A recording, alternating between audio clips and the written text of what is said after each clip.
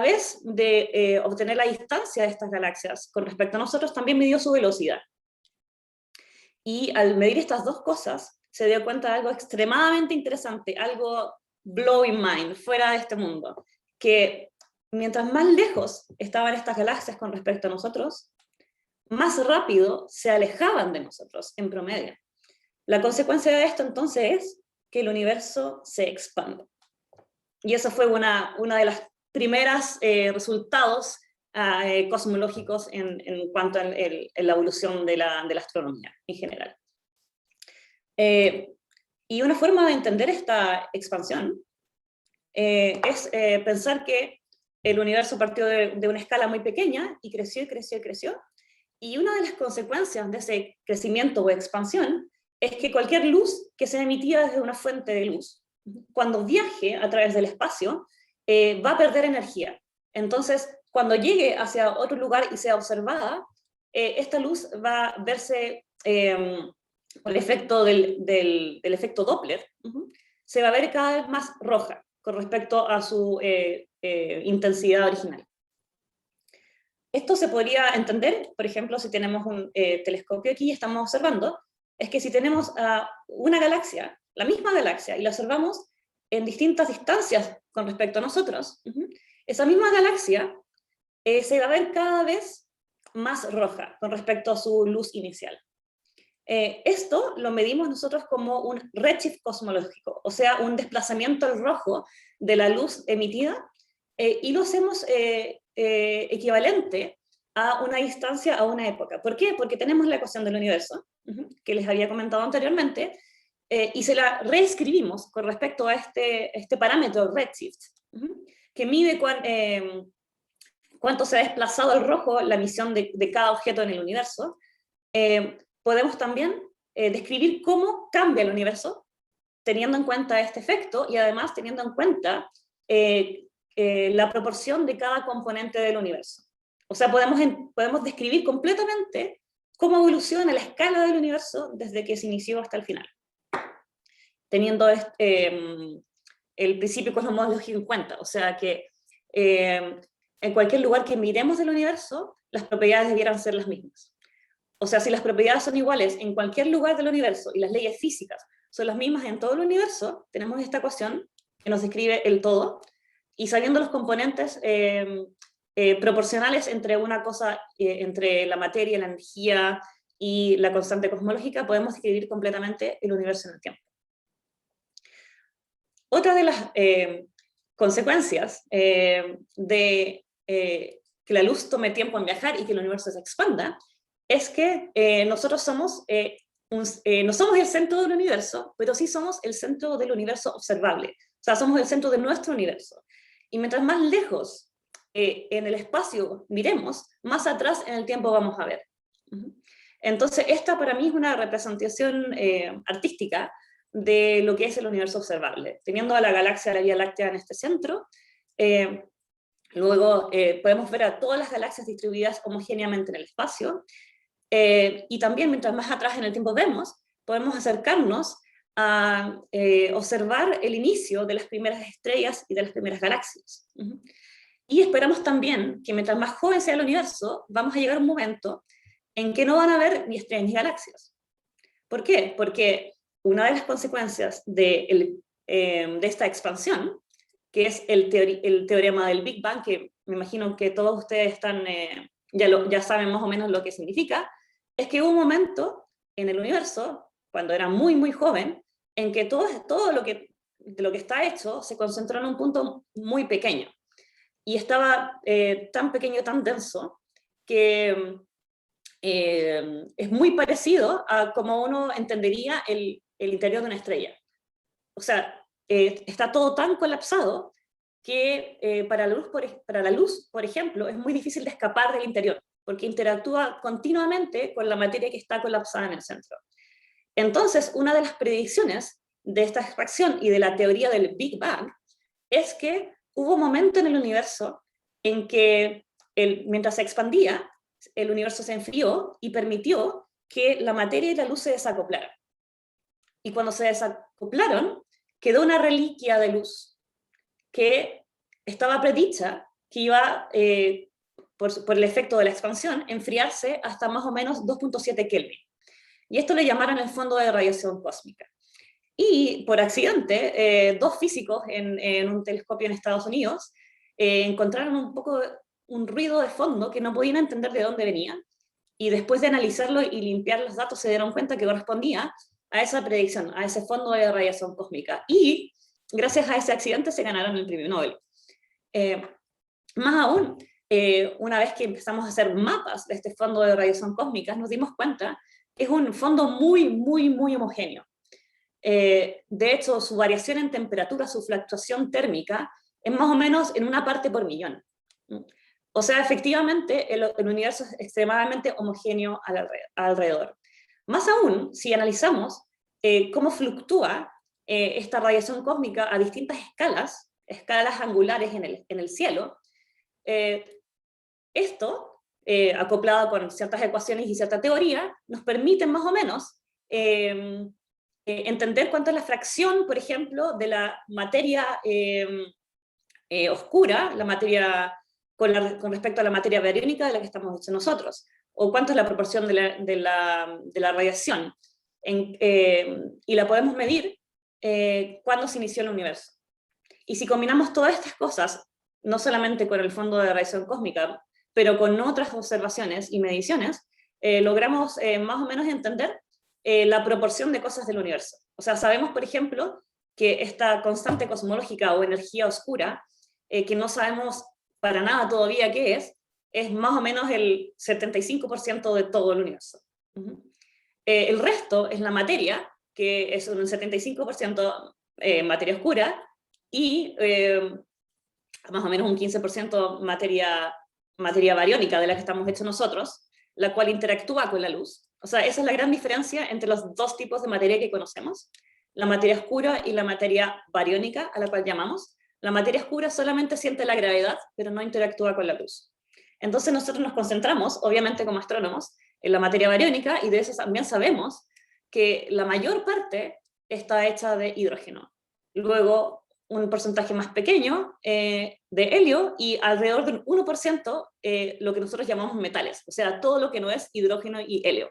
O sea, nosotros somos como somos resultado del 1% de la materia bariónica del universo. Y sabiendo estas proporciones, de hecho podemos resolver esta ecuación que tenemos acá, y podemos ver cómo evoluciona este parámetro de Hubble en el universo, dependiendo del redshift, que, como les conté anteriormente, es un equivalente o a tiempo o a distancia. Más aún, podemos tomar este fondo de radiación cósmica y usarlo como condición inicial para simular el universo. Y, por ejemplo, aquí les presento una de las simulaciones más actuales y más modernas del universo como un todo, la simulación de Illustris TNG. Y si pueden ver ustedes acá en este video, se dieron cuenta que partiendo de esta distribución de materia muy homogénea, las estructuras empiezan a crecer y a crecer, y se forma como una especie de estructura como de tela de araña, pero en 3 dimensiones. Y la materia empieza a acumularse, ya que la gravedad siempre es atractiva, y se empiezan a formar halos de materia, que son los puntos más brillantes que pueden haber acá como en un tono rosado, y de esos puntos de materia oscura y de materia bariónica, la materia bariónica se empieza a colapsar, hasta que empieza a formar estrellas y empieza a formar galaxias, que son las galaxias que vemos hoy en día. Y como ustedes ven en el panel inferior, tenemos ejemplos de las galaxias que se pueden simular a través de Illustris, y que se ven bastante realistas. Y no solo eso, de hecho esta simulación también tiene como ingredientes cómo el gas se distribuye y cómo interactúa, y cómo las galaxias mismas interactúan con toda esta red cósmica. Es una cosa extremadamente compleja. De hecho, las simulaciones se han vuelto tan sofisticadas que aquí tenemos un ejemplo. En el lado izquierdo tenemos algo que podría ser una observación o una simulación, y en el lado derecho tenemos otra cosa que puede ser o simulación o observación. O sea, les digo que un lado representa una observación y el otro representa una simulación. Y no sé si ustedes podrían decirme ¿Cuál de los dos creen que, el lado izquierdo, por ejemplo, creen que corresponde a una observación o una simulación? Les doy un par de segundos para pensarlo. Bueno, el lado izquierdo corresponde a una observación con el telescopio espacial Hubble, y la derecha es el resultado final de una de las simulaciones de Illustris. Pero como pueden ustedes ver, hemos llegado a una imagen muy realista del universo, pero lo que vemos en las observaciones típicamente son las estrellas y las galaxias y su distribución, pero esa red cósmica que se puede apreciar en las simulaciones, efectivamente no la hemos podido ver hasta hace muy poco.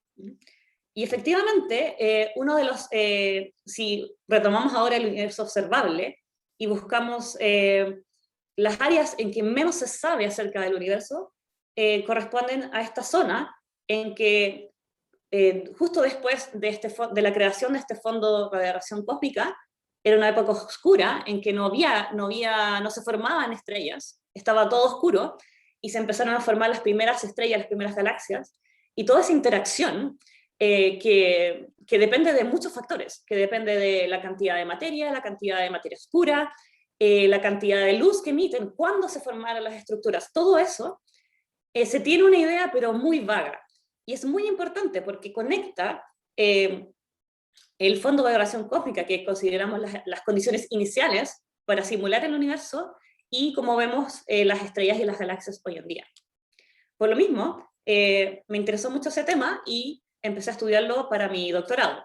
Entonces, básicamente la web cósmica, como lo vieron en las simulaciones y en esta representación artística que hice yo de esta web, es todo lo que no es ni galaxias ni estrellas.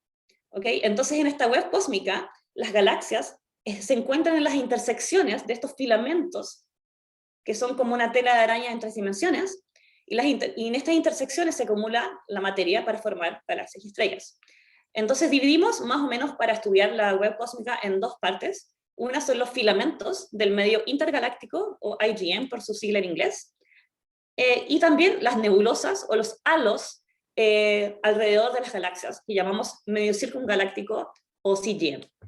Y como les comenté, la web cósmica misma no forma estrellas. Por lo tanto, ella misma no puede ser vista, a no ser que interactúe con la luz que emiten estas galaxias alrededor de la evolución del tiempo. Entonces, para entender la web cósmica, realmente necesitamos entender también cómo interactúa la materia con la luz. De hecho, se entendía que en las simulaciones existía esta web cósmica, pero las primeras evidencias observacionales vinieron del espectro de los quasars, que si no saben, por si no saben lo que significa un quasar, el quasar es una galaxia que tiene un agujero negro muy supermasivo en el centro, que calienta el gas a su alrededor y expulsa luz de una forma colimada, como un láser, normal con respecto al plano de la galaxia. Por eso la llamé la Darth Quasar, porque tiene, bueno, como estamos en May the 4th, quería representar al quasar como una especie de espada láser que emite luz e interactúa con toda la web cósmica a su alrededor. Entonces, estos quasars se observaron hace muchos años y se dieron cuenta que, por ejemplo, en estas imágenes que tengo aquí en el panel superior, tengo el espectro de un quasar a un redshift muy bajo, o sea, muy cerca de nosotros, y más abajo un redshift más alto, o sea, en un tiempo más lejano a nosotros, en un tiempo más joven del universo. Y si se dan cuenta, estos espectros, a pesar de que las formas en general son muy parecidas, en el espectro de la quasar más cercano, tiene un par de líneas de absorción que le llamamos hacia el lado derecho del pic de la emisión. Y estas mismas líneas de absorción se incrementan bastante cuando llega a este quasar más alto. Y de hecho, si analizamos el espectro de quasars aún más allá, a redshifts más altos, es tanta la absorción de estas líneas que la emisión del quasar desaparece completamente pasado el pic de esta emisión. Y entendimos que estas líneas de emisión correspondían a nubes de hidrógeno neutro que eran parte de la web cósmica que se encontraban entre el quasar y el observador. Y como el universo se va expandiendo y la luz se va poniendo más roja, iban absorbiendo la luz a determinadas longitudes de onda, correspondientes al momento en que la luz llegó a esa nube en particular. Y esto le llamamos el bosque de Lyman alfa. Y fue una cosa extremadamente interesante, porque de hecho también fue una predicción teórica, y fue descubierta un par de años después de esta predicción. El único problema de esta observación de la web cósmica es que nos da solamente la información de la línea de división. O sea, es como unidimensional. No sabemos nada de cómo se distribuye en el espacio en 2 y 3 dimensiones esta web cósmica. Entonces no podemos comprobar todavía con esta información si la web cósmica se ve como se ven en las simulaciones, o sea, como filamentos que se extienden entre las galaxias. Como les comentaba también, algo muy importante para entender la web cósmica es cómo interactúa esta web con la luz. Como les dije, la única forma en que la web cósmica pueda ser vista es cuando absorbe la radiación que viene de las galaxias o los quasars. Medimos este fondo de radiación ultravioleta, que es la que más interactúa con la web cósmica, le llamamos el UV background, o UVB por sus siglas en inglés, y básicamente lo medimos o lo ponemos en una ecuación como la intensidad monocromática promedio que existe en cada época del universo. O sea, la suma de toda la luz ionizante, o sea, que interactúa con la web cósmica, de todos los objetos que emitan esta luz. El problema por ejemplo, nos interesa mucho esto. Es un parámetro extremadamente relevante que se ocupa de las simulaciones, pero todavía no hay demasiada información acerca de la cantidad exacta que hay en cada época del universo. Y medir directamente este parámetro es muy difícil, porque hay muchas de estas fuentes de emisión de luz ultravioleta que son demasiado débiles para ser detectadas. Entonces lo que hacemos, en vez de detectar directamente esta luz, es detectar cómo esta luz interactúa con el gas neutro. Entonces lo que hacemos es medir el ritmo de fotoionización del hidrógeno neutro, o sea, cómo el hidrógeno neutro se ioniza debido a esta luz ultravioleta que llega hasta este hidrógeno neutro. Y básicamente es una integral, la suma de toda la intensidad monocromática, sobre todo integrada sobre todo en las longitudes de onda, y obviamente incluyendo la sección transversal de la fotoionización del hidrógeno, o sea, cómo interactúa el hidrógeno con esta luz. Entonces, nosotros queremos medir este parámetro, que lo llamamos gamma, que mide cómo se fotoioniza el hidrógeno por unidad de tiempo. ¿Y por qué es tan importante este parámetro? Porque, como les comentaba, la luz interactúa con la materia, pero es tan importante esa interacción al inicio del universo que hay un minuto en que esta luz ioniza completamente la web cósmica. Y esto le llamamos reionización, porque el universo inicialmente era neutro después de la fondo de radiación cósmica, y se empezó a ionizar debido a la luz que surgía de estas primeras galaxias y estrellas. Entonces, esta luz ultravioleta ionizó el medio y lo mantiene ionizado hasta nuestros días. Más aún, regula la temperatura de esta web cósmica. Por lo tanto, es muy importante para entender cómo evoluciona esta web en simulaciones, por ejemplo. Y si queremos colocar parámetros para que las simulaciones se parezcan a las observaciones, necesitamos saber cómo se comporta la temperatura del medio intergaláctico. Y además, tiene una gran relevancia para la evolución de las galaxias mismas, porque las galaxias no se mantienen formando estrellas continuamente por sí solas, necesitan una acreción continua, especialmente cuando el universo era joven, para mantener formando estas galaxias. Y esta acreción viene de los filamentos de la web cósmica. Y obviamente, la interacción de esta acreción de gas con la luz es muy importante porque va a regular cómo este gas acreta o cae hacia las galaxias para mantener formando las estrellas. Entonces, hay varios métodos para los cuales detectar esta fotoionización, este valor gamma. Una cosa es estudiando este bosque de Lyman alfa, o Lyman alpha forest por su nombre en inglés. Otra es también estudiando a los quasars mismos y cómo se interrelaciona la emisión de Lyman alfa del hidrógeno en la web cósmica con la emisión del quasar. O también se puede hacer de forma teórica, resolviendo directamente la ecuación de transferencia de radiativa, cómo interactúa la radiación con el gas a través del tiempo. Y aquí hay, por ejemplo, las mediciones actuales que existen del fondo de radiación, de radiación ultravioleta. Y como ven acá, hay entre el redshift 0.5 y 2 un vacío, porque no existen los métodos o los instrumentos necesarios para poder hacer esta medición. Y como ven, todas estas observaciones, hay muy pocas y tienen un cierto rango de incerteza que sería interesante poder disminuirlo. Y eso fue parte del trabajo que hice en mi doctorado. Bueno, ahora volvamos un poco a lo de la web cósmica. Les había contado que de las primeras evidencias de esta web eran a través de la absorción de cosas. Pero otra forma de encontrar la web cósmica es a través de la emisión. Porque como les comenté, el hidrógeno en la web cósmica va a absorber, se va a ionizar, pero cuando quiera recombinarse, cuando el electrón quiera combinarse nuevamente con el protón, al descender en las cascadas, en los estados cuánticos del hidrógeno, va a emitir una serie de cascadas de fotones. Y de hecho, la mayoría de estos fotones va a corresponder a la emisión de Lyman alfa. Y la emisión de Lyman alfa es básicamente la transición del primer estado energético al ground state del átomo de hidrógeno. Me imagino que muchos de ustedes trabajan con esto y saben de esto.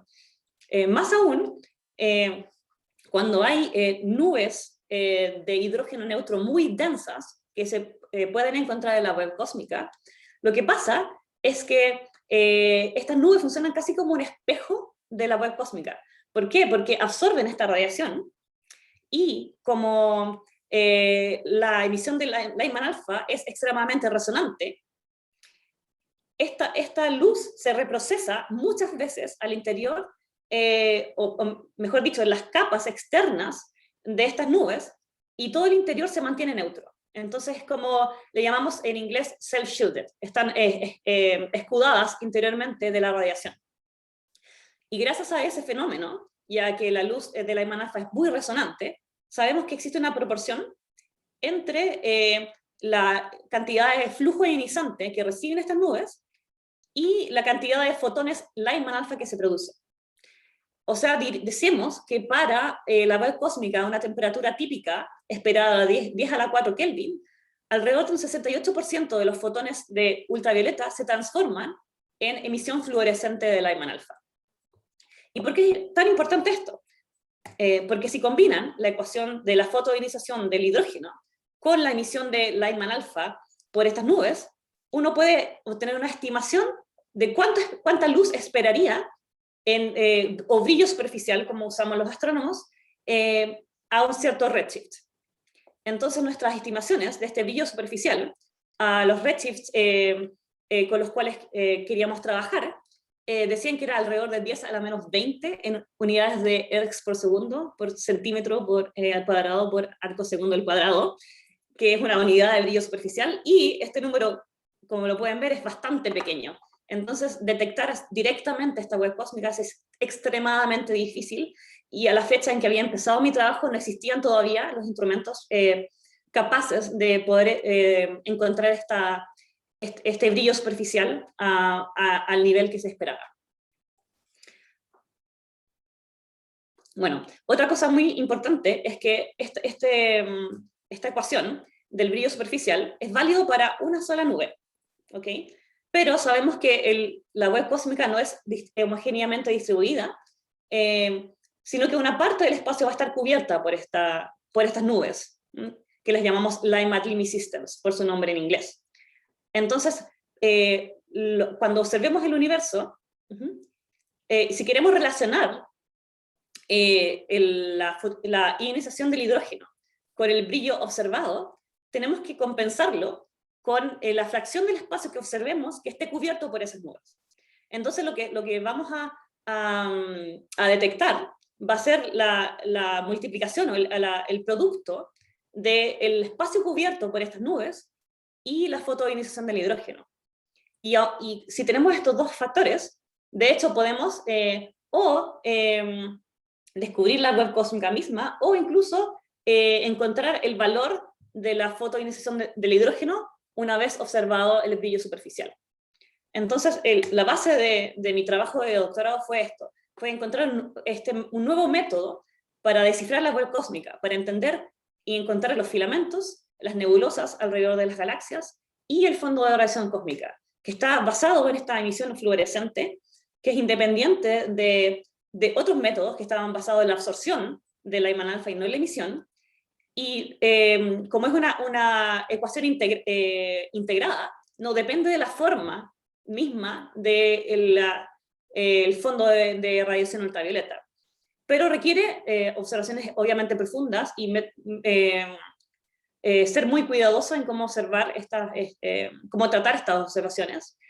Y si queremos entender la web cósmica, las propiedades de la web cósmica como un todo, hay que buscar alrededor de galaxias normales. No quasars, porque los quasars tienen intrínsecamente mucha emisión propia que no me va a dar la propiedad general de la luz ultravioleta de fondo, sino va a estar, me va a dar una contribución extra de fotones, porque voy a estar cerca de una luz muy fuerte de emisión ultravioleta.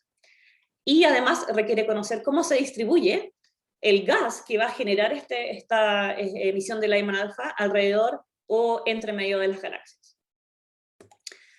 Las primeras evidencias con respecto a esta forma de detectar el medio, la web cósmica en emisión, fue por este paper de Steidl en el 2011, que fue el que básicamente creó el campo en el que estoy trabajando ahora, que es el campo del estudio del medio circungaláctico e medio intergaláctico.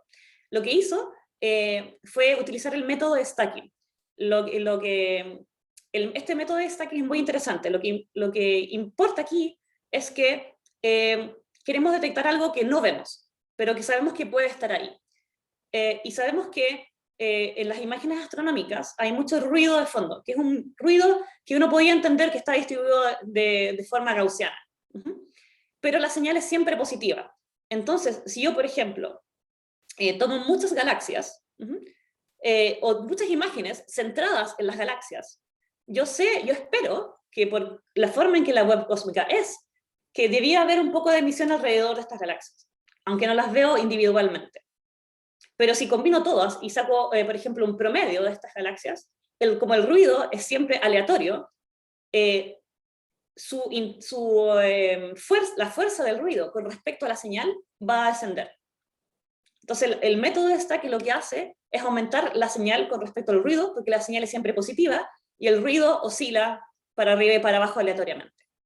Entonces, lo que hizo este profesor en Caltech, que es con el que voy a trabajar desde septiembre de este año, es primero hacer un stacking en un filtro ultravioleta de las galaxias, que te indica más o menos la extensión de la galaxia en luz ultravioleta, o sea, solamente la galaxia misma. Y como ven, tiene un tamaño de más o menos unos 10 kiloparsecs, que es el tamaño típico de galaxias. Pero, si haces lo mismo y haces este stacking en Lyman alfa, como pueden ver aquí, la extensión es mucho, mucho más larga. Y esa fue la primera evidencia, de verdad por primera vez, que vimos la existencia de este medio circungaláctico en emisión. De hecho, la primera vez que vimos este medio circungaláctico alrededor de galaxias. Y requirió el promediar con este método de stacking muchas galaxias para llegar a esto, porque fueron con instrumentos antiguos que no tenían los métodos sofisticados que existen hoy en día para procesar las imágenes, para analizar el espectro de las imágenes. Pero aún así fue un resultado sorprendente para la época. Y aquí pueden básicamente comparar la escala del ultravioleta con el Lyman alfa. Bueno, la razón por la cual me vine a estudiar, a hacer mi doctorado a Suiza, es porque la ETH es parte de una colaboración de MUSE. MUSE es un instrumento fuera de serie. Es el primero en su tipo. Básicamente es un espectrógrafo, pero en 3 dimensiones. Como pueden ver en esta imagen, lo que hace es como la cámara de todos los teléfonos que tenemos actualmente, tiene un CCD, que detecta la intensidad de la luz, pero además cada píxel de ese CCD tiene información espectral. de cómo se ve la luz en toda la longitud óptica del espectro de la luz. Por lo mismo, y como ya les comenté, las propiedades de la expansión del universo, nos permite observar la luz de Lyman alfa en el rango del redshift de 2.9 a 6.6. Eso sí, en un campo de visión extremadamente pequeño, porque como es un instrumento tan sofisticado, no permite tener un campo de visión muy grande. Y de hecho, esto es más o menos un arco minuto al cuadrado. Y este cubo de Muse que ven ustedes acá es en comparación real con el tamaño de la Luna. El tamaño de la Luna es alrededor como medio segundo de arco. El diámetro de la Luna es como medio segundo de arco, y este es el tamaño pequeñísimo de Muse con respecto a la Luna. Pero lo interesante es que el tamaño de cada píxel es alrededor de 0.2 arcos segundos, muy pequeñitos, y 1.25 angstroms en la resolución espectral. Combinado con el tamaño de Muse, eso nos dice que hay alrededor de 300 millones de voxeles, de estos píxeles en 3D. La imagen de Muse es más o menos alrededor de 300 por 300 píxeles en la parte espacial, pero alrededor de 3000 píxeles en la línea de visión o la longitud de onda. O sea, tenemos por imagen alrededor de 300 millones de datos para analizar. Una de las primeras cosas que hicimos con este instrumento, que justo partió en el minuto en que yo empecé mi doctorado, fue en el sacar fotografías de estos quasars y ver si podíamos encontrar evidencia directa, individual, de este medio círculo galáctico alrededor de estos quasars. Y efectivamente lo conseguimos. Fue un resultado espectacular, porque logramos detectar este medio circungaláctico individualmente en cada uno de los quasars. Y se esperaba que en realidad alrededor de un 10% de estos quasars tuvieran esta luz de Lyman alpha alrededor. Este paper, que fue el primer paper, mi primer paper, es uno de los más citados de su campo hasta el día de hoy, y también generó una nueva área de estudio, que es estudiar la web cósmica alrededor de quasars.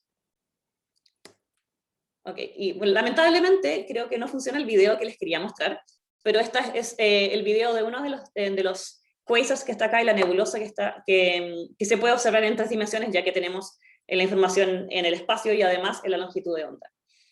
Pero el mensaje que les quiero dejar es que se han detectado nebulosas gigantes en todos estos quasars. Pero como les comenté anteriormente, los quasars son lugares especiales del universo, porque emiten mucha luz. Entonces, si quiero estudiar el valor promedio de la luz ultravioleta en el espacio, no me conviene ir a un quasar, porque voy a tener mucha más contribución del quasar que del fondo de ultravioleta mismo. Además, se esperan que los quasars sean lugares masivos. Entonces no son los lugares más estándares del universo, son lugares en que hay más acumulación de materia. Por lo tanto, si quieres estudiar las propiedades genéricas del universo, vas a estar sesgado hacia lugares más pasivos y más brillantes. Por lo mismo, entonces, si uno quiere estudiar la Cosmic Web, la web cósmica de una forma más homogénea o más estándar, lo que hay que hacer es observar campos profundos.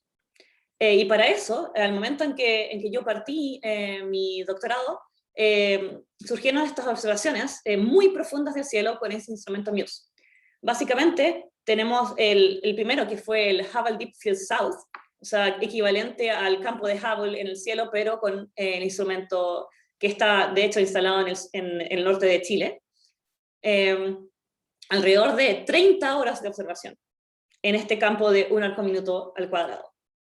También tenemos otro campo, que es el Ultra Deep Field, por el cual tenemos un mosaico de 9 campos de visión, cada uno con 10 horas de observación, y además, encima de este mosaico de observaciones, tenemos otro muy profundo, con 30 horas de observación, y también el campo de visión que corresponde a Muse. Lo importante de esto, una parte muy, muy relevante, y bueno, puse esta slide para ustedes sabiendo que la mayoría son físicos o trabajan por el lado de la del machine learning o la ciencia de datos, es que la parte casi más relevante antes de partir cualquier análisis de las observaciones astronómicas es cómo limpiar los datos. Porque uno recibe una imagen y esta imagen tiene mucha contaminación de cosas que no son cosas astronómicas que uno quiere medir. Por ejemplo, está el ruido intrínseco del aparato, que los píxeles del CCD tienen un voltaje de base para poder medir la intensidad de los fotones que llegan. También hay ruido del instrumento, de los cables que van desde el CCD que uno recibe hasta el computador que uno quiere obtener la información.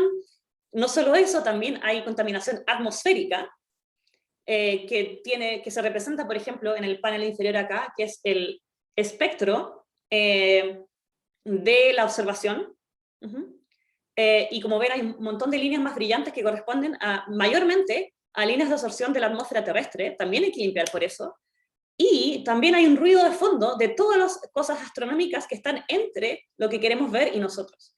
Hay un montón de pasos. Por ejemplo, para poder hacer el análisis que yo tuve que hacer, quería observar lo que fuera que no sean galaxias ni estrellas. Entonces hay que hacer un masking, hay que cubrir todas las regiones que uno cree que están cubiertas por objetos astronómicos, porque quiero encontrar la web cósmica que no se ve individualmente en la imagen inicialmente. Uno requiere un método sofisticado para encontrarla. Entonces, como esta señal se espera que sea muy baja, hay que cubrir todo lo que sea extremadamente brillante que no corresponda a esa señal. Y para eso hay que desarrollar métodos sofisticados para la limpieza de estos datos, para enmascarar los objetos astronómicos en 3 dimensiones, porque es un cubo de información. Y esto se hace mayormente con C++ o con Fortran o con Python. Y yo sé que hay gente que le interesa también el Machine Learning, y es algo que yo conozco, pero que no he trabajado con los datos, con la investigación que he hecho actualmente, pero es algo que está empezando a estar en boga en la astronomía, y les recomiendo revisar este paper que salió no hace mucho tiempo, en el que revisan un poco las cosas que se están ocupando, en qué cosas de investigación astronómica se está usando el Machine Learning, y yo creo que mi trabajo con lo que hago hoy día tiene un potencial muy alto de poder ser aplicado en técnicas de Machine Learning, pero claramente mi enfoque ha sido en más el análisis de los datos, más que las técnicas como para poder obtener datos más limpios. Pero los invito a todos aquellos que les interesa el Machine Learning y cómo se puede aplicar a la astronomía a revisar este paper. Bueno, como les comenté anteriormente, mi objetivo es detectar la web cósmica. Y efectivamente, quiero saber si los filamentos existen, porque hasta ahora no había evidencia directa de ellos. Los métodos que se habían utilizado anteriormente se basaban en ese stacking, que básicamente asume que la luz se distribuye homogéneamente alrededor de las galaxias. Pero sabemos que efectivamente los filamentos son más probables que existan entre las galaxias más que en cualquier lugar del universo. O sea, por ejemplo, si ponemos de fondo una simulación cosmológica, sabemos que las partes más masivas de este filamento de la red cósmica, las galaxias se encuentran alocadas en esos lugares. Y si conectan ustedes los puntos entre estas galaxias, se dan cuenta que una gran parte de ellas está conectada por un filamento. O sea, la probabilidad de encontrar un filamento entre galaxias es mucho más grande que en cualquier otro lugar de la simulación y potencialmente el universo. Entonces, la conclusión de esto es cómo pudiera detectar la web cósmica, siendo que es muy débil, con estas observaciones del cielo profundo con MUSE. Y la idea es, que fue la base inicial de mi trabajo de doctorado, es realizar este stacking, este promedio de imágenes alrededor de las galaxias, pero cambiando, reorientando las imágenes en dirección a otras galaxias. Y básicamente esto lo llamo oriented stacking o stacking orientado entre galaxias.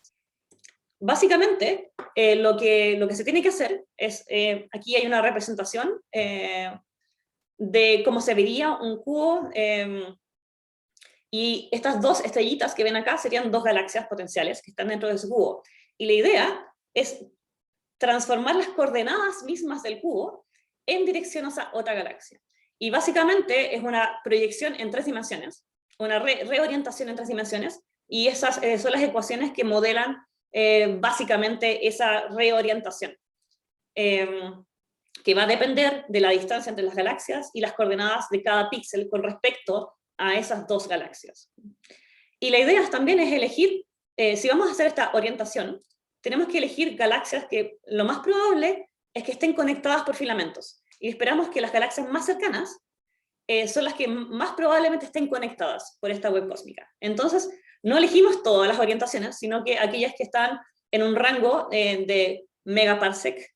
El megaparsec es alrededor de 3 millones de años luz, y son escalas típicas en donde uno encuentra los filamentos. Entonces, uno selecciona estas orientaciones y obtiene subcubos alrededor de estas galaxias, reorientadas en la dirección de otra galaxia. Y estos son ejemplos de imágenes de estas galaxias en el catálogo de galaxias de MUSE. Y como ven, estas imágenes, la idea es que la galaxia vecina siempre se encuentra al medio del cubo, horizontalmente hacia la derecha. ¿Por qué lo hago de esta forma?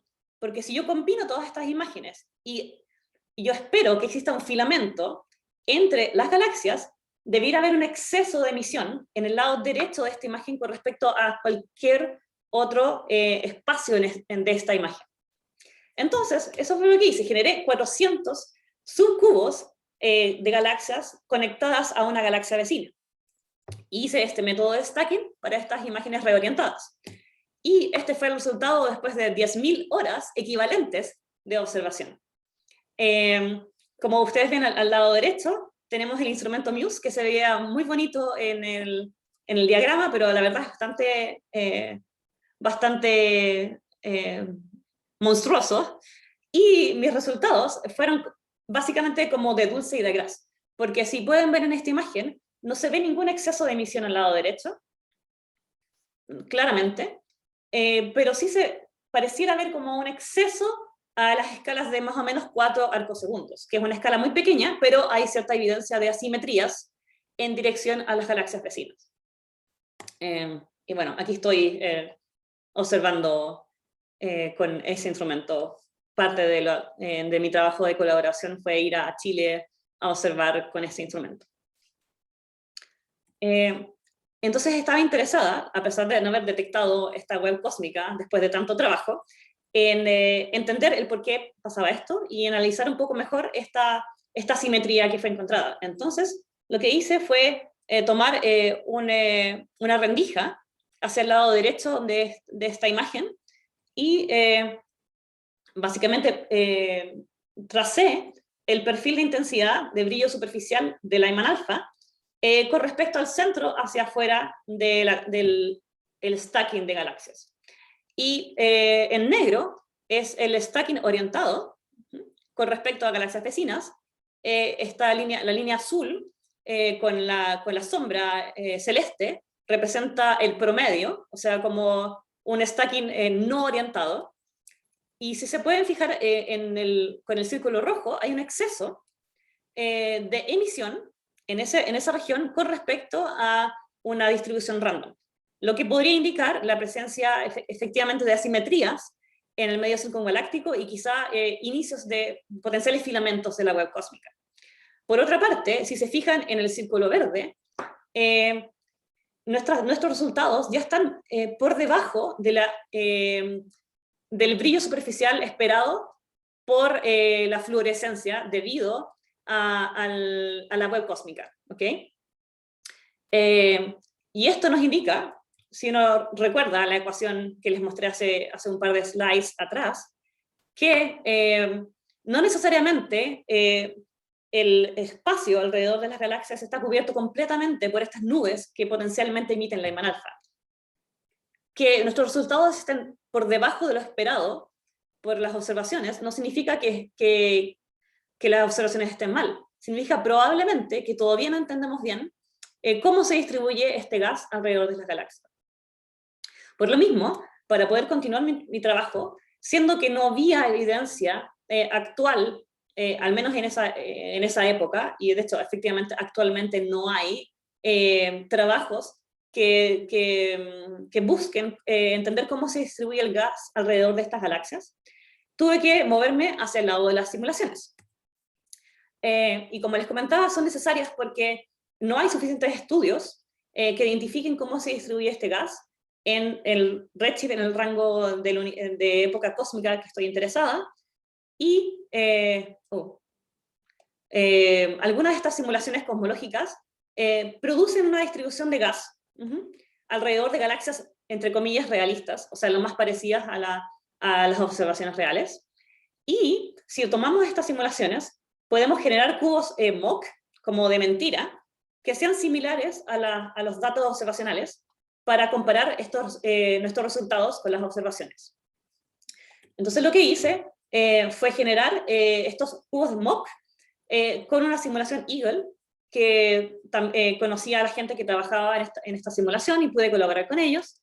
Y básicamente la idea es tomar esta simulación, que está hecha de partículas, que interactúan y evolucionan, y la transforma en una grilla, para que se parezca a la grilla de Muse. Y la generó con una resolución que se parezca a la resolución de las observaciones. Una vez que tengo esta grilla, tengo la información de la cantidad de densidad de hidrógeno, la temperatura de esta grilla, y calculamos el equilibrio de acuerdo a la intensidad de luz ionizante que llega, y cómo interactúa esta intensidad con el hidrógeno dentro de esta simulación. Y podemos generar entonces la cantidad de hidrógeno neutro por cada voxel o píxel 3D de esta grilla. Y una vez que tenemos esto, generamos una intensidad de columna, que es lo que observamos astronómicamente cuando colapsamos una dirección del cubo en 3D y lo transformamos en una cantidad de densidad de columna por capa de esta grilla. Y una vez que usamos esto, lo convertimos en cómo se distribuyen estas nubes de hidrógeno neutro muy densas, a las cuales llamamos la Melemy Systems, y calculamos la fracción por píxel que está cubierta por estas nubes densas de hidrógeno. Teniendo esto, se pueden hacer cosas muy interesantes. Por ejemplo, quería comprobar que mi método de stacking funcionara en las simulaciones. Entonces, básicamente, lo que hice fue hacer el mismo método que hice las observaciones con las simulaciones, y tomé distintas separaciones típicas entre vecinos. Por ejemplo, en este panel, en la parte superior izquierda, tenemos las galaxias más cercanas. Y como pueden ver, si combinamos todas las imágenes de estas galaxias con vecinos cercanos, se ve claramente que hay filamentos que se extienden hacia el lado derecho, que era lo esperado. Pero mientras más y más galaxias vecinas seleccionamos con distancias más largas, más y más se parecen a una distribución aleatoria random. Y básicamente eso fue uno de los problemas de mi trabajo anterior, que no tenía, como les mencioné antes, el stacking lo que requiere es aumentar la señal con respecto al ruido. Y para lograr eso, uno requiere combinar muchas y muchas imágenes. Mientras más imágenes combine, menos ruido con respecto a la señal voy a tener. Y eso escala por la raíz cuadrada del número de elementos que combines. Entonces hay que tener suficientes elementos para combinar, pero si tienes muchos, seleccionas galaxias que no están tan cerca, por lo tanto, el filamento mismo disminuye. Por lo tanto, para continuar con mi investigación, seguí otro tipo de acercamiento. En vez de concentrarme en los filamentos, dije, bueno, olvidémonos de los filamentos, concentrémonos en la distribución estándar y tratemos de entender cómo se distribuye el gas neutro alrededor de las galaxias de una forma radial. Entonces, voy a tener, en este caso, cómo cubre este gas neutro la simulación por unidad de radio, un perfil radial de esta distribución.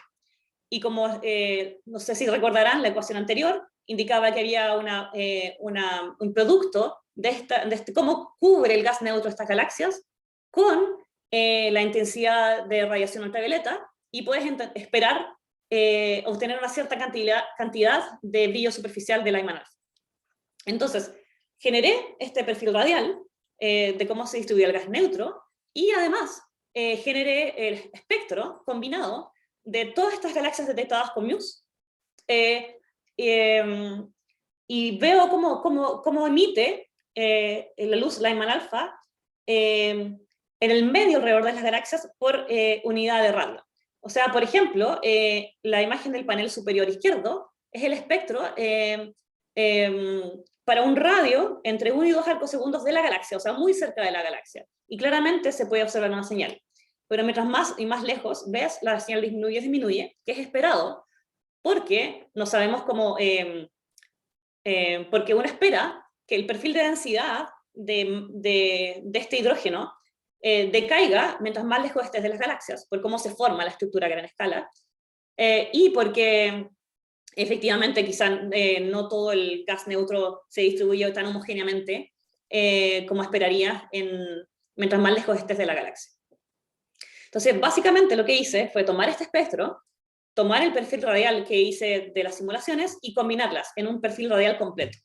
Entonces lo que vemos acá son 3 rangos de redshift del universo, 3 épocas del universo, en las cuales tomé este stacking, esta combinación de muchas galaxias, y ploteé el perfil radial del brillo superficial en Lyman alfa, que es en los triángulos verdes, la distribución del gas neutro por las simulaciones, que son los círculos azules, y el producto de ambos, que me indica, o sea, la división de ambos, que me indica cuánto uno espera, que es el valor de la intensidad del hidrógeno, de fotonización del hidrógeno, o sea, el UV background, o gamma, que son los cuadrados rojos.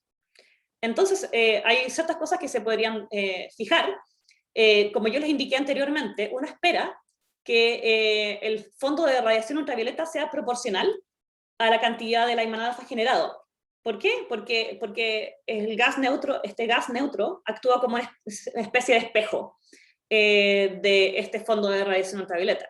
Pero sabemos que las galaxias mismas también emiten Lyman alfa, emiten gas ionizante. Por lo tanto, mientras más cerca uno esté de la galaxia, más espera que no se asemejen las líneas del perfil radial del gas neutro con el brillo superficial. ¿Por qué? Porque más cerca de las galaxias tienes extra contribución de fotones de la galaxia misma. Pero si efectivamente la luz que vemos en este perfil radial corresponde a este efecto de fluorescencia del fondo de radiación ultravioleta, uno espera que los perfiles se parezcan, como que sea, básicamente que el valor de gamma detectado se aplane. Y eso se observa en el panel de la izquierda, al redshift 3.9. O sea, básicamente, esto nos indica que probablemente esta es una detección por la cual podemos obtener el valor esperado de la fotoiniciación promedio del hidrógeno en el universo, a ese redshift. Básicamente, combinando esos 3, llegué finalmente a este gráfico que fue publicado recientemente, por el cual tuve nuevos valores que indican cómo emite el universo en el ultravioleta en este rango de redshifts. Y como pueden ver, tengo una detección en el rango de redshift medio, y que es más o menos, va bastante cercana a las mediciones anteriores, que como les comenté son completamente independientes a mi trabajo, e indican también que no es tan sencillo como la evolución de esta radiación en el universo. O sea, no es lineal, no decae con el tiempo, sino que sube y baja, probablemente. Y el por qué ocurre así todavía no se entiende. Pero es evidencia de que el universo es muy complejo, y podemos, por ejemplo, gracias a estas mediciones, descartar ciertos modelos, modelos de transferencia radiativa, que son estas líneas dentadas, por lo que básicamente de aquí en adelante todas las simulaciones que se pueden hacer pueden utilizar estos valores para obtener mejores calibraciones de cómo el universo evoluciona en el tiempo. Pero como les mencioné anteriormente, o quizás no les mencioné anteriormente, mi suposición inicial era que la luz emitida en ultravioleta promedio es el único mecanismo que puede producir emisión de Lyman alfa. Pero les comenté un poco también de que las galaxias mismas pueden contribuir con esta luz. Hay otros posibles mecanismos. Por ejemplo, la Lyman alfa es una línea resonante, entonces es muy pronta a rebotar muchas veces en el medio donde se encuentre. Por este fenómeno se le llama scattering resonante. También, si hay un medio parcialmente ionizado y caliente, pueden haber colisiones de hidrógeno que también pueden ionizar el medio y contribuir con más emisión de Lyman alfa. Galaxias cercanas pueden contribuir con más emisión ionizada. También puede haber polvo, que no hablé nada del polvo. El polvo supuestamente no existe con tanta cantidad en el universo joven, pero absorbe Lyman alfa. Entonces también puede afectar la emisión que estoy esperando. Y además podemos tener quizá quasars o AGNs que no detectamos que pueden estar interviniendo en la luz detectada. Por lo mismo, a pesar de que todos estos mecanismos debiesen incrementar la emisión, excepto por el polvo, nuestros límites superiores están bien, siguen siendo válidos por lo mismo. Bueno, y una vez que llegamos a esta conclusión de mi trabajo último de este año, hay varios proyectos para el futuro. Les había comentado que habíamos observado quasars con MUSE y que muchos de ellos eran bastante prometedores porque tenían como cierta evidencia de asimetrías, por ejemplo en este quasar en particular. Y cuando tomamos más datos, estos son datos que todavía no son publicados porque son buenas nuevas y están protegidos por la colaboración. Cuando empezamos a tomar datos más profundos de este quasar en particular y otros, vimos que esta emisión se extendía mucho, bastante, a escalas que ya correspondían al medio intergaláctico. Por lo tanto, aplicamos a tiempo de observación para Hubble y para un telescopio nuevo, que va a ser supuestamente lanzado a fin de este año, por el cual vamos a tener mucha información para analizar cómo funciona el medio intergaláctico a distintas longitudes de onda que son necesarias para desentrañar los mecanismos que producen esta emisión.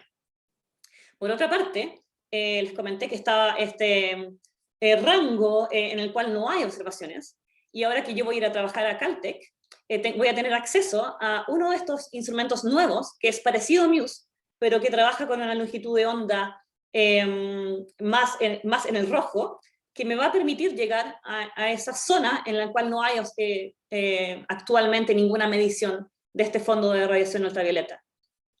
Por lo tanto, los prospectos para el futuro son bastante positivos y espero realmente que el futuro me depare nuevos modelos y nuevas proyecciones y nuevo entendimiento acerca de cómo interactúa la materia con la luz. Bueno, esto me lleva al resumen de mi presentación. Les comenté que hemos desarrollado un nuevo método para detectar la web cósmica y el fondo cósmico ultravioleta a través de una emisión fluorescente de Lyman alfa alrededor de las galaxias. Y es independiente de estudios previos que requieren parámetros que son difíciles de estimar y que hacen estos métodos varias veces menos confiables, de acuerdo a la mayor cantidad de parámetros que necesitan.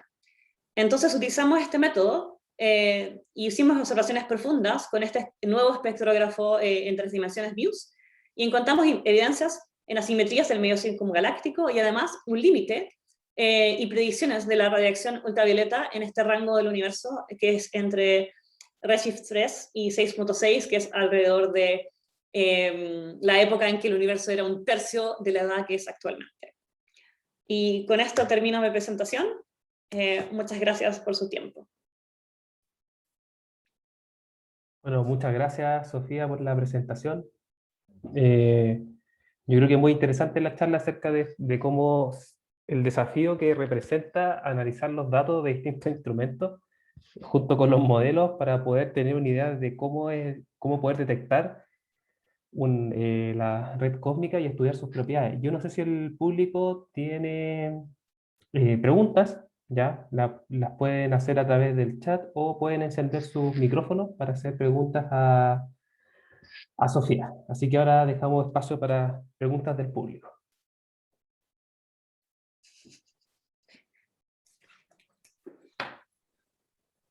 Ariel, yo tengo una pregunta.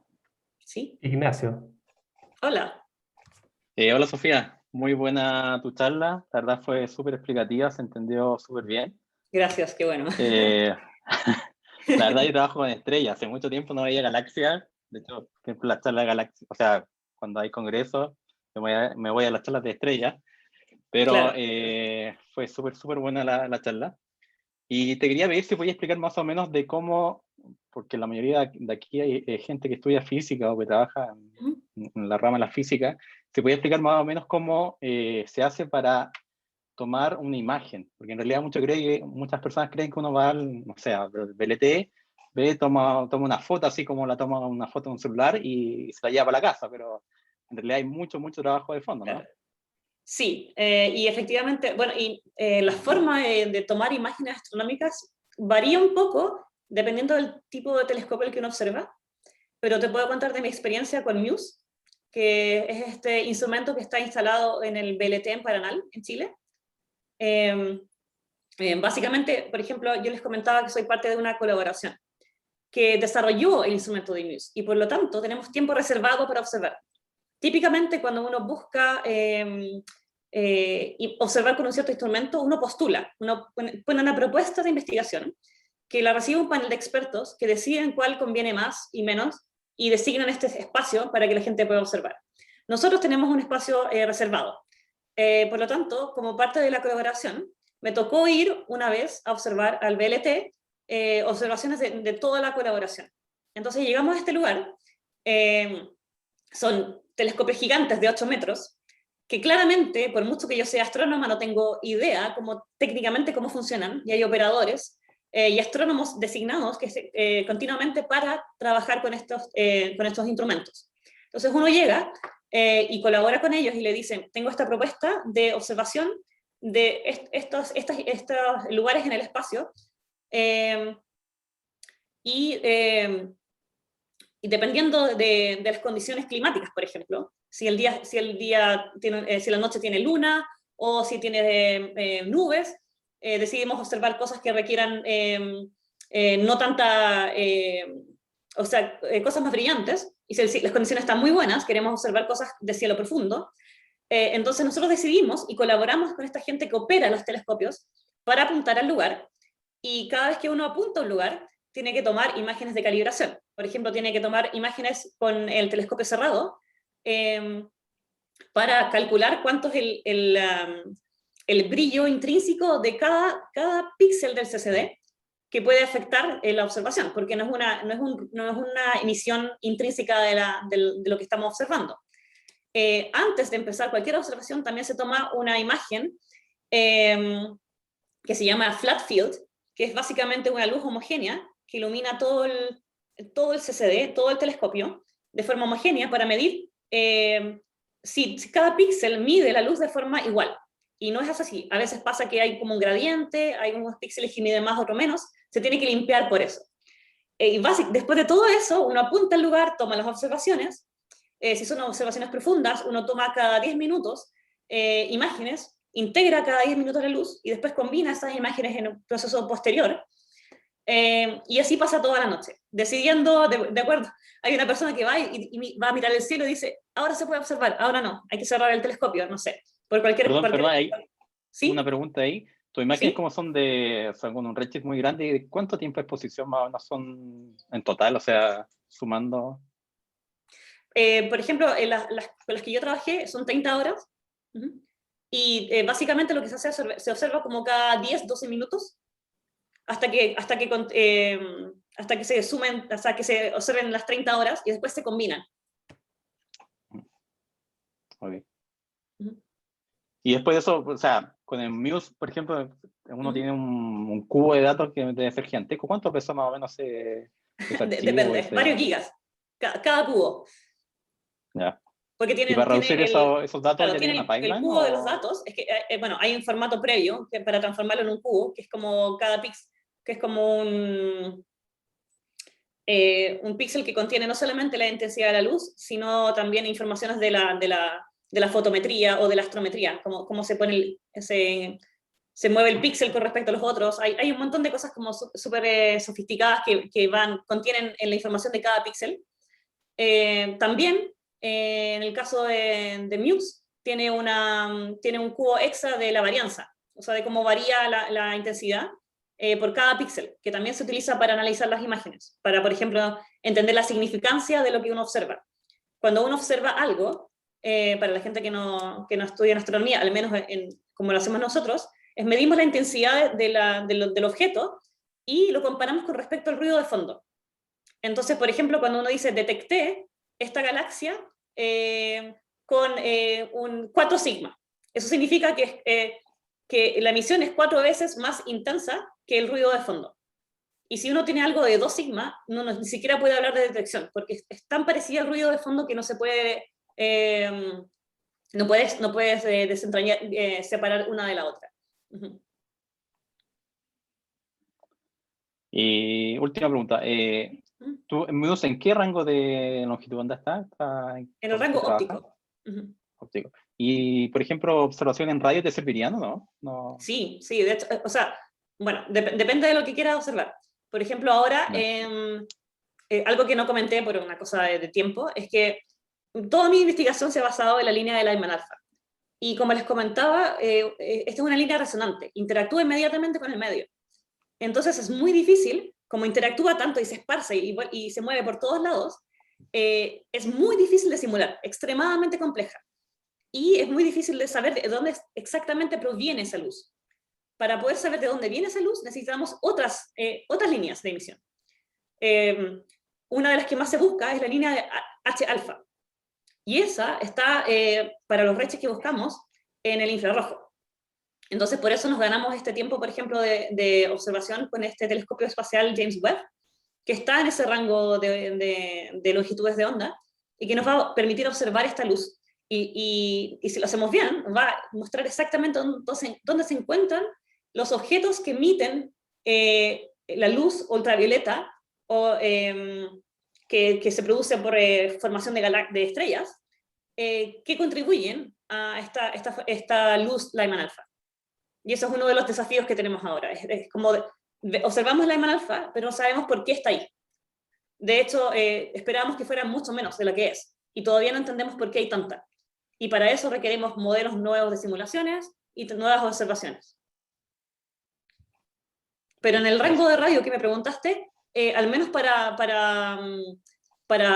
este rango de redshift en particular, no es tan necesario, porque hay muchas de estas líneas quizá moleculares que se podrían observar con esto que no se encuentran en el medio intergaláctico, porque es muy virgen, es muy prístino, no tiene mucho polvo. Entonces es muy difícil que uno pueda detectar esas líneas, porque van a ser extremadamente débiles. Okay. Perfecto. No sé si hay otra pregunta aparte del público. Pablo Gallego menciona en el chat, es un método algo parecido a la forma en que se tomaron las fotos del agujero negro. Es completamente diferente. La forma de tomar esas imágenes es tan compleja que yo no tengo idea cómo funciona. De verdad te mentiría si pudiera decir cómo exactamente funciona. Lo único que sé es que es una colaboración de muchos telescopios alrededor del mundo. Y que observaron simultáneamente, bueno, a medida que la Tierra giraba, iban observando este mismo lugar en el espacio, y son técnicas sofisticadas para combinar todas estas observaciones en una imagen nueva. Pero realmente no te puedo decir más que eso, porque es un tema súper difícil, súper complejo, que es un área de investigación que yo desconozco. Okay, veamos si hay alguna otra pregunta de parte del público. Alguien que quiera, todo tipo de preguntas, pueden ser relacionadas con el tema, obviamente. Nadie me ha preguntado por el fondo que tengo acá en mi slide final. Por la imagen que tienes ahí. Sí. Yo tengo una pregunta súper simple. Pregúntale por el fondo, para Ariel, si está. Ya, me va a preguntar por el fondo Deja- medio, ¿no? No se preocupen, se lo puedo Es que explicar después. yo sé un poco la respuesta, entonces sería... Sí, yo tengo una curiosidad nomás. Ujú. Yo no vengo de la astronomía, vengo de la física teórica, pero siempre cuando uno descubre la naturaleza que algo forma redes, la materia se forma así, digamos. Por ejemplo, los cristales son los átomos enlazándose unos con otros, con los vecinos y formando estas redes que los mantienen unidos, y así es como casi todos los minerales en la Tierra se forman, digamos. Pero Claro. es por un tema de estabilidad, por lo menos en mecánica cuántica, que lo que intentan hacer los átomos en la naturaleza y por qué las estructuras existen, es porque de alguna forma son invariantes al paso del tiempo y se mantienen así estables durante mucho, mucho tiempo. Entonces mi pregunta es si es que el universo a gran escala, tú tienes una idea o algo que te diga de por qué el universo a gran escala tiende a formar esta estructura tipo web cósmica. Si Eh, hay alguna razón, digamos, fundamental ahí o que te haga claro, o sea, uno sentido? puede verlo incluso también muy similar a lo que tú mencionas, como que busca la estabilidad, como una especie de maximizar la entropía. Entonces, las estructuras colapsan. eh, bueno, no pueden encontrar la estabilidad porque el universo mismo no es estable, está expandiéndose, y de hecho se expande aceleradamente. Pero efectivamente, cuando tienes interacciones entre muchas partículas, la materia oscura o la materia bariónica, interactúan para maximizar su entropía, y básicamente la gravedad siempre es atractiva, entonces siempre terminan formando lo que llamamos halos de materia, porque es el estado que maximiza la entropía, un estado esféricamente simétrico. Los filamentos mismos, en teoría, también están tratando de formar estas esferas, pero a la vez se está expandiendo, entonces están como en el proceso de colapsar. Y por eso mismo están formando esta red. Es como una red en continua evolución. Ya, entonces se me hace... Acá hay otra pregunta al público Ujú. de Tomás. Dice, cuando mides radiación por emisión y por absorción, ¿ya? Habla de las dos. ¿Existen universos paralelos? Dice. ¿Por qué no se desarman las galaxias? ¿Cuál es la diferencia entre el hidrógeno neutro y el tritio o el deuterio?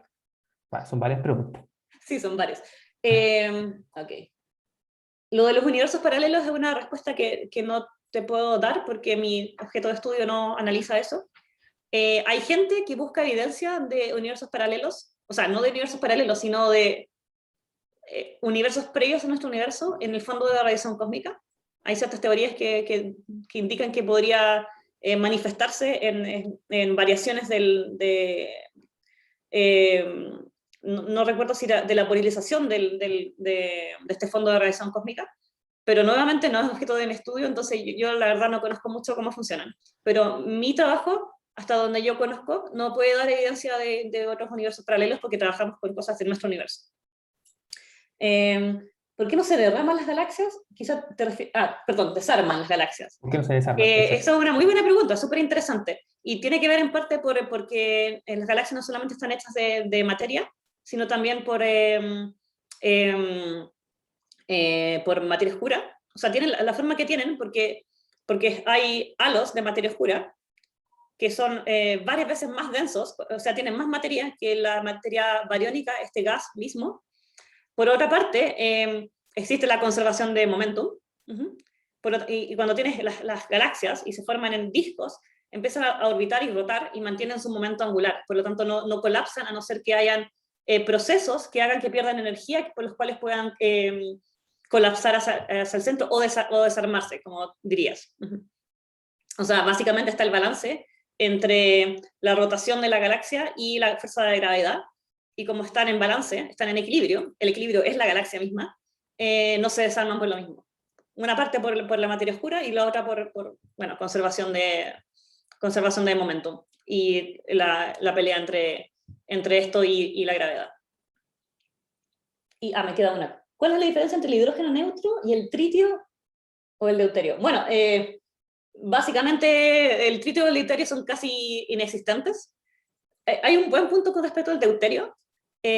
Hay me parece que hay como una cierta cantidad primordial de deuterio que se formó al inicio del universo, y después hubieron otros procesos que formaron más deuterio, y medir la cantidad de deuterio te da una propiedad súper especial de...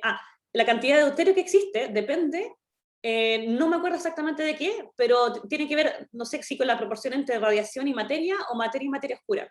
Entonces, si tú mides el deuterio, la cantidad de deuterio en el universo, puedes más o menos encontrar otra evidencia que te permite desentrañar cuál es la proporción entre ciertos componentes del universo. Pero, o sea, básicamente la cantidad de deuterio, bueno, de tritio no tengo idea cuánto tritio hay en el universo, es probablemente muy poco, y deuterio, como te mencioné ya, es muy poco, pero es suficientemente para poder medirlo, para que nos dé otras propiedades del universo. Pero yo trabajo con hidrógeno neutro, el estándar. Perfecto. No sé si hay alguna última pregunta aparte del público. Bueno, Tomás dice, gracias Sofía. No, de nada. ¿Alguna otra pregunta que tenga el público? Yo, Ariel, tengo una pregunta Ya, Ignacio. existencial, la verdad. Espera. No, ¿hay respecto otra? a esas grandes Filosofía aquí, simulaciones que han hecho. Sí. Por ejemplo, mostraste la Illustris, pero bueno, antes estaba la famosa simulación del milenio. Sí. Esa normalmente uno, cuando hace simulaciones, trata de, o sea, hace la simulación y trata de compararlo con la observación. Claro. Entonces, trata de que se parezcan o busca eso, uno eso. Uh-huh. Pero estas simulaciones, ¿alguna vez han avanzado más allá, por ejemplo, del universo presente? O sea, por ejemplo, han tratado de ver qué es lo que pasaría más allá. Alguna vez pregunté lo mismo. No, no lo hacen, no lo han hecho. Porque el problema, estas simulaciones son extremadamente caras, carísimas, y requieren una capacidad computacional y de almacenamiento gigantes.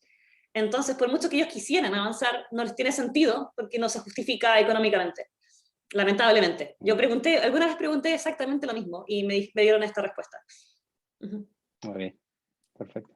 Sí, igual tengo una consulta respecto al costo computacional, porque quienes ven la ciencia como desde afuera a veces no visualizan el costo computacional de algo. Yo sé, por ejemplo, que en el ETH está uno de los centros de modelación económica más importantes que estudia burbujas financieras, por ejemplo, y tienen ahí un cómputo computacional gigantesco. Por ejemplo, las simulaciones que tú mostraste ese video de la evolución del universo, digamos, en una escala de tiempo bastante corta, hacer esas simulaciones, ¿qué costo computacional tiene, por ejemplo, en tiempo y en capacidad computacional? Mira, en tiempo son meses. Capacidad computacional, bueno, ahí me pillaste porque yo no manejo tanto esos datos. Tenía alguna vez en una presentación anterior eso, pero no me acuerdo exactamente. Pero, por ejemplo, es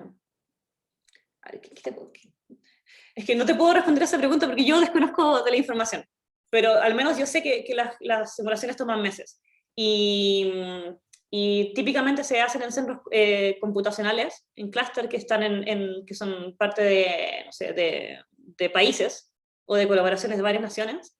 La simulación Eagle con la cual trabajé es una colaboración holandesa, y la Illustris es una colaboración alemana, y tienen centros computacionales, pero lamentablemente, como no trabajo haciendo las simulaciones, no me acuerdo exactamente de la capacidad o los fondos que se necesitan para realizarla. Uh-huh. Tomás está muy motivado con las preguntas. Muchas gracias, Sofía, por la respuesta. Tomás dice, aparte de ver en la radiación infrarroja, ¿qué otra cosa se espera ver con el telescopio Webb en reemplazo del Hubble? Uy, muchas cosas. A ver. Quizás las más importantes dentro del punto de vista de tu investigación. Bueno, claramente nos va a permitir llegar a un punto más del universo más joven, o sea, extenderse, por ejemplo, Muse llega hasta el redshift 6.6, como James Webb es sensible a una longitud más roja, va a poder medir la red cósmica más allá del redshift 6.6. Y bueno, una de las grandes ventajas de tener un telescopio en el espacio es que no hay contaminación atmosférica. Eso es pero un impacto enorme. Y aparte va a ser mucho más sensible que el Hubble. Entonces todo esto, por ejemplo, todo este trabajo que a mí me toma, que les toma 30 horas y necesito stacking, no sé qué, en teoría con una sola imagen de 1 hora se va a poder realizar. Entonces es un orden de magnitud de diferencia con respecto a lo que tenemos actualmente. Ok, yo creo que estamos bien Sofía ha respondido varias preguntas. Quizás la última es ¿por qué el fondo que eligió para su tesis? Sí, bueno, quería una portada de tesis que tuviera algo que ver con la cosmovisión nativa de mi país. Y había conversado con una amiga que es diseñadora, diciéndole esa idea que tenía. Y como siempre, procrastiné el diseño hasta como última hora y quedaba como una semana para imprimir mi tesis. Y dije, ya, voy a diseñar algo para que mi amiga tenga una idea de lo que quiero. Y me inspiré en esta imagen que le mostré del universo observable. Entonces empecé desde el centro hacia afuera a demostrar como cada capa de evolución del universo. Entonces la capa central, este signo más, representa la Tierra, es el símbolo astronómico de la Tierra, un círculo con un signo más. Además es como equivalente a un protón. Y al mismo tiempo es el símbolo de Suiza, así que estaba bien. Después tenía la cruz chacana, que representa, al menos en el pueblo de Aita, la conexión con el cielo y la tierra. Después tenemos las estrellas mapuches, que representan lo que observamos más cercanos a nosotros. Después, estos que parecen símbolos griegos, también son símbolos de Aguita, que representan a las galaxias. Y luego, estos representan las simulaciones, como el crecimiento de las estructuras, y luego el momento oscuro del universo y el fondo de la radiación cósmica. Entonces, cuando empecé a diseñar este símbolo, o sea, esta imagen, para darle una idea a mi amiga de lo que quería, me di cuenta que me estaba quedando bonito, así que al final dije, bueno, esta va a ser mi portada de tesis. Y así fue como llegué a esto. Y la contraportada, me imaginé que eran como preguntaron por ahí, universos paralelos o otros universos potenciales con características similares, y a la vez representa el átomo de hidrógeno. No sé si ven, además, que tiene como esferas o sea, círculos con signo menos y círculos con signo más, que representan básicamente el Lyman alfa con lo que trabajo. Eso. Espero que haya quedado claro. Bonita la portada, muy simbólica por lo demás. Bueno, muchas gracias yo creo a todos los participantes de este ciclo de charlas del Centro de Investigación de Ictalab. Muchas gracias a Sofía Gallego por su excelente charla, por enseñarnos acerca de su tema de investigación y cómo esto se relaciona con la estructura a gran escala del universo, esta web cósmica, y dejarlos invitados para la siguiente charla. Vamos a tener charlas cada 2 semanas, de aquí hasta agosto al parecer, así que manténganse atentos a los correos del Centro de Investigación, y felicitar a Sofía. Muchas gracias por tu charla. Espero Gracias a ti que haya por la invitación. sido, sí, de nada. Espero que haya sido digamos, de gran aprendizaje para quienes no trabajamos en astronomía o para quienes incluso no trabajan en ciencia, aprender un poco más acerca de los desafíos. Así que eso, Sofía, si quieres unas palabras de cierre y... O sea, más que nada agradecer la invitación, Ariel. Me encanta el desafío de poder explicar mi ciencia a gente que no trabaja directamente con ello, porque también implica entender las cosas de una forma más directa, encontrar las conexiones que realmente logren comunicar esta curiosidad que uno tiene como científico y reflejar esa curiosidad y contagiar de esa curiosidad potencialmente a otra gente. Así que muchas gracias por este desafío y espero que haya estado a la altura del desafío y que hayan podido entender un poco de la razón por la cual uno hace ciencia y en particular porque me interesa tanto la estructura del universo. Bueno, muchas gracias, Sofía. Yo creo que la ciencia siempre responde preguntas esenciales, y quizás una de las preguntas en esta charla es ¿hacia dónde vamos, quizás? ¿O de dónde venimos? Quizás son Bueno, se las dos. supone que así como Sos- vamos, si le creemos a la teoría, nos vamos a alejar de todo y todos y vamos a morir de frío. Bueno, aquí a 1000 pero- millones de millones de años. Sí. Bueno, incluso antes de que eso ocurra, quizá algo le pasa al sistema solar. Tengo acá unas invitadas perrunas en la, en la charla. Ah, Bueno, quizá el eso. humano destruye la Tierra antes de que podamos observar el fin del Bueno, universo. yo le doy las gracias a Sofía por aceptar la invitación. Obviamente Sofía y el resto quedan invitados a las siguientes charlas que van a ser de quintos temas, de matemática, de economía, física, astronomía y otras ciencias básicas. Así que eso, un agrado, nos vemos en 2 semanas más en la siguiente charla. Están todos invitados a participar. Así que eso, y muchas gracias Sofía por su charla.